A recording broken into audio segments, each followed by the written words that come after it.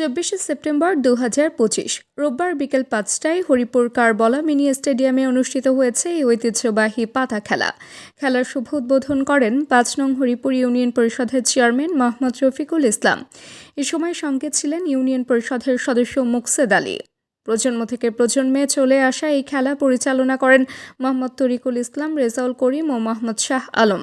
তাদের সুষ্ঠু পরিচালনায় মাঠে নেমে আসে খেলোয়াড়রা। বিনোদনের আধুনিক মাধ্যম যখন সর্বত্র ছড়িয়ে গেছে, তখনও গ্রামীণ মানুষের হৃদয়ে টিকে আছে এই ঐতিহ্য।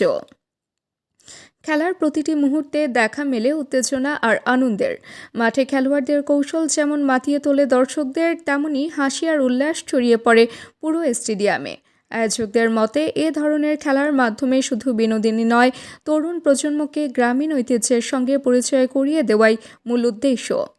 গ্রামীণ বাংলার মাটির গন্ধমাখা এসব খেলা আমাদের সংস্কৃতির অমূল্য সম্পদ। আধুনিকতার ভিড়ে এই ঐতিহ্য যদি টিকে থাকে, তবে আগামী প্রজন্মও পাবে তাদের শিকড়ের পরিচয়। তাবাসসুম হকানিকা, দৈনিক আজকের বাংলা। দৈনিক আজকের বাংলা .net